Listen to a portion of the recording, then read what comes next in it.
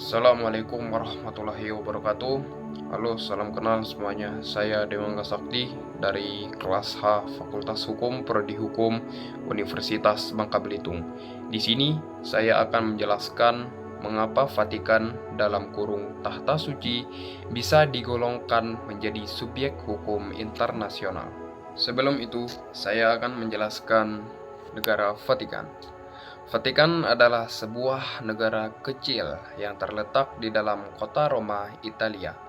Vatikan adalah negara terkecil di dunia, baik dari segi luas wilayah maupun jumlah penduduk. Berikut adalah beberapa informasi tentang negara Vatikan dari segi geografi dan demografi. Yang pertama, luas wilayah. Vatikan memiliki luas wilayah sekitar 0,44 km persegi, membuatnya menjadi negara terkecil di dunia. Yang kedua, dari jumlah penduduk. Vatikan memiliki jumlah penduduk sekitar 800 orang, termasuk paus, kardinal, uskup, dan pejabat lainnya. Ketiga, bahasa. Bahasa resmi Vatikan adalah bahasa Italia, tetapi bahasa Latin juga digunakan untuk beberapa konteks. Selanjutnya dari segi sejarah. Pembentukan Vatikan. Vatikan dibentuk pada tahun 1929 melalui Perjanjian Lateran antara Paus Pius XI dan pemerintah Italia. Yang kedua, kemerdekaan. Vatikan memiliki kemerdekaan penuh dan diakui oleh komunitas internasional sebagai negara berdaulat. Selanjutnya, dari segi pemerintahan. Yang pertama, sistem pemerintahan. Vatikan memiliki sistem pemerintahan teokratis, di mana paus memiliki kekuasaan tertinggi. Kedua, paus. Paus adalah kepala negara dan kepala gereja Katolik. Ketiga, Kuria Roma. Kuria Roma adalah badan pemerintahan Vatikan yang dipimpin oleh paus. Selanjutnya dari segi ekonomi. Yang pertama, sumber pendapatan. Vatikan memiliki sumber pendapatan dari berbagai sumber, termasuk sumbangan, penjualan perangko dan mata uang, serta investasi. Kedua, mata uang. Vatikan menggunakan mata uang euro, tetapi juga memiliki mata uang sendiri, yaitu lira Vatikan.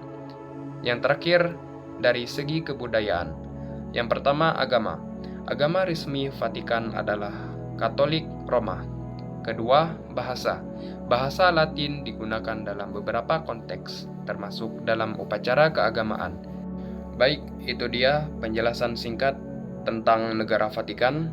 Dan selanjutnya kita akan ke topik utama, yaitu mengapa Vatikan bisa digolongkan menjadi subjek hukum internasional. Vatikan atau Tahta Suci digolongkan sebagai subjek hukum internasional karena diakui secara luas oleh negara-negara di dunia dan memiliki kapasitas untuk berpartisipasi dalam perjanjian internasional. Selain itu, statusnya sebagai pemimpin spiritual dan diplomatik juga memperkuat posisinya dalam hukum internasional. Vatikan atau Tahta Suci diakui sebagai subjek hukum internasional berdasarkan Traktat Lateran pada tanggal 11 Februari 1929 antara pemerintah Italia dan Tahta Suci Vatikan mengenai penyerahan sebidang tanah di Roma. Perjanjian ini dapat dipandang sebagai pengakuan Italia atas eksistensi Tahta Suci sebagai pribadi hukum internasional yang berdiri sendiri. Meskipun tugas dan kewenangannya tidak seluas tugas dan kewenangan negara, Tahta Suci memiliki kekuatan moral yang diakui secara luas di seluruh dunia. Banyak negara membuka hubungan diplomatik dengan Tahta Suci dengan cara menempatkan kedutaan besarnya di Vatikan dan sebaliknya. Sebagai subjek hukum internasional, Tahta Suci memiliki kemampuan untuk menguasai hak dan melaksanakan kewajiban di dalam hukum internasional.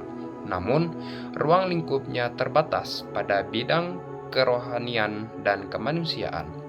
Dalam konteks hukum internasional, Tahta Suci dianggap sebagai salah satu contoh subjek hukum internasional non-negara yang memiliki kedudukan dan peran yang unik dalam sistem hukum internasional.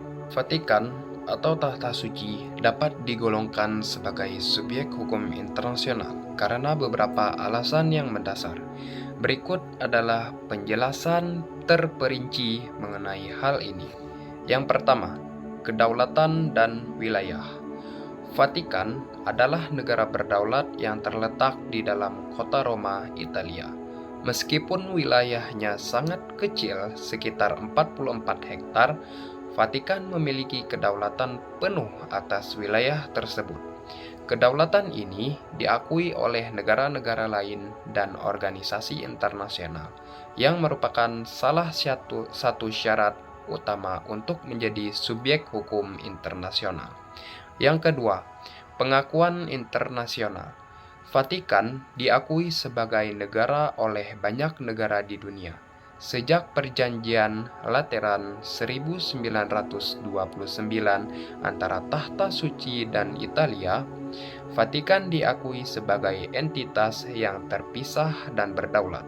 Pengakuan ini memberikan legitimasi kepada Vatikan untuk berpartisipasi dalam hubungan internasional dan perjanjian-perjanjian internasional. Ketiga, kemampuan untuk berpartisipasi dalam perjanjian internasional. Vatikan memiliki kemampuan untuk menandatangani dan meratifikasi perjanjian internasional. Sebagai contoh, Vatikan adalah anggota berbagai organisasi internasional, termasuk Perserikatan Bangsa-Bangsa atau PBB, sebagai negara pengamat. Vatikan juga terlibat dalam berbagai perjanjian internasional yang berkaitan dengan isu-isu seperti hak asasi manusia, perdamaian, dan kerjasama internasional. Yang keempat, diplomasi dan hubungan internasional.